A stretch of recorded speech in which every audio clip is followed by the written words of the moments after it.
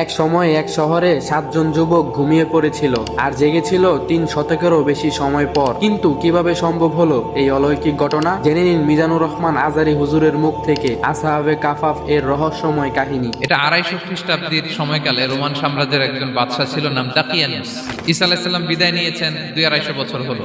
তো তিনি ছিলেন পৌত্তলিক মূর্তির পূজা করত, আর তার এলাকায় কেউ যদি ঈসা আলাইহিস সালামের নাম নিত, আখিরাতে বিশ্বাস করত, আল্লাহ বিশ্বাস করত, তাদেরকে তারা পাথর মেরে হত্যা করত। কিন্তু 7 জন যুবক ছিল, তারা স্রোতে গা ভাসিয়ে দেয়নি। তো তারা বলল, আমরা ঈমান বিসর্জন দিব না, যদি আমরা ওদের কথা মেনে নিই আমরা তো মুশরিক হয়ে গেলাম, চলো আমরা এক কাজ করি, আমরা এলাকা ছেড়ে দিই। এই 7 যুবক আল্লাহর উপর ভরসা করে তারা বাড়ি ঘর আত্মীয় স্বজন সব ছেড়ে দিয়ে, লোকালয় ছেড়ে দূরে একটা পাহাড়ের ভেতরে আশ্রয় নিল। তো তাদের সাথে সাথে একটা কুকুরও যাচ্ছিল। তো তারা ভিতরে গেল, যে প্রচন্ড ক্লান্ত, তারা ঘুমিয়ে পড়লো। এই এক ঘুমে আল্লাহ 309 বছর কাটাই দিলেন। 309 বছর পরে এরা জাগলো। এই 309 বছরের ব্যবধানে এই এলাকার সবাই মুসলিম হয়ে গেছে। একজনকে তারা বললো যে লুকায় লুকায় চাদর মুড়ি দিয়ে কিছু রুটি নিয়ে আসো বাজার থেকে, যাতে তোমাকে না চিনে। কিছু পয়সা ছিল, মুদ্রা দিয়ে দিস। তো সে যে যখন দোকানদারের কাছ থেকে রুটি নিয়েছে আর মুদ্রা দিছে, দোকানদার বলে, এই মুদ্রা কোথেকে আসলো? তুমি বর্তমান সময়ের মুদ্রা দাও, এটা দিচ্ছ কেন? বলতে সেটা তো বর্তমান সময়ের মুদ্রা। পরে তাকে ধরে ওই সময়কার রাজার কাছে নিয়ে গেছে। ওই রাজা আবার মুসলিম, সবাই মুসলিম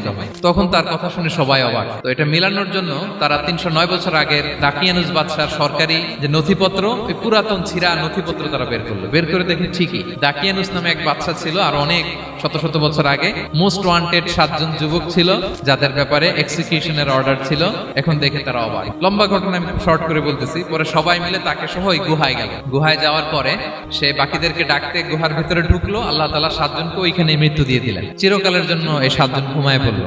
আর এলাকাবাসী রাজা সহ ওইখানে তারা একটা মসজিদ নির্মাণ করলো।